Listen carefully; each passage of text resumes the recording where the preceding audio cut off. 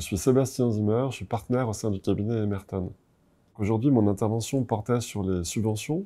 et sur la façon dont ces subventions étaient perçues, étaient comprises et utilisées au sein du marché français et marché européen. Donc j'ai concentré mon intervention sur un certain nombre notamment de subventions ou d'outils extra-budgétaires qui ne sont pas nécessairement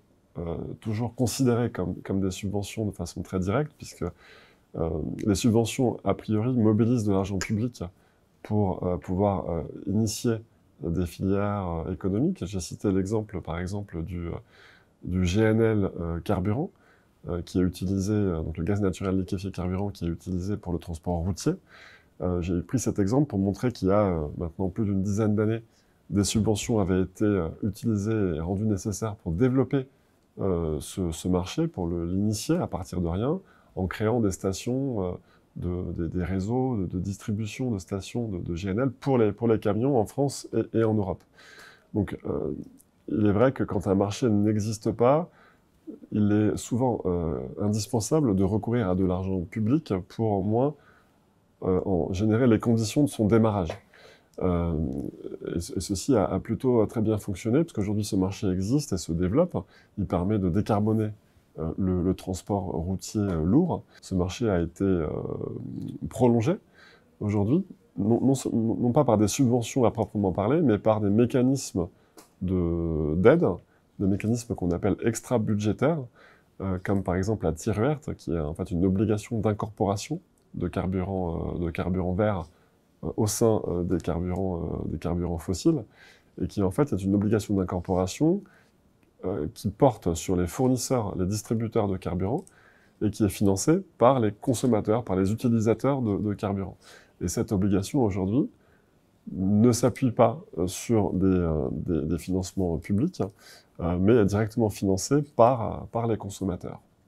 Et c'est relativement efficace à tout point de vue.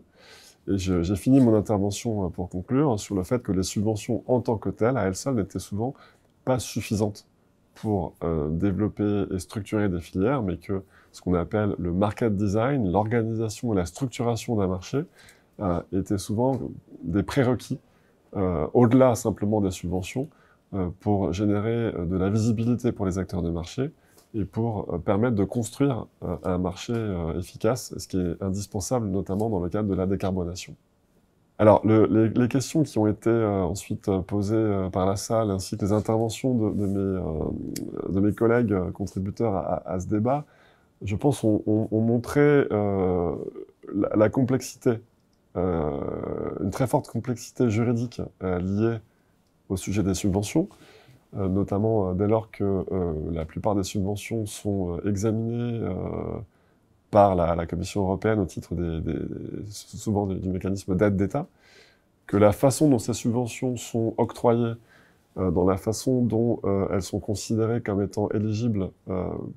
ou non à des aides d'État, pose un certain nombre de questions à la fois économiques, juridiques et régulatoires assez complexes au pouvoir public, et qu'aujourd'hui les États membres de l'Union, et notamment la France et l'Allemagne, je dirais, ont eu un dialogue extrêmement nourri avec les pouvoirs publics européens sur ce sujet d'aide d'État. Moi, ce que j'en retiens, c'est que les pouvoirs de la Commission en la matière sont considérés probablement comme un levier politique de contrôle de ce que font les États membres en matière de subventions, même si tout ça doit poursuivre des objectifs de bon fonctionnement des marchés, du marché unique européen. La plupart des sujets engagent une responsabilité politique forte et des implications fortes sur la structuration des marchés de ces mêmes États membres, notamment en matière énergétique, puisqu'ont été évoqués les sujets de l'Arenh en électricité, les sujets des C2E, donc certificats d'économie d'énergie,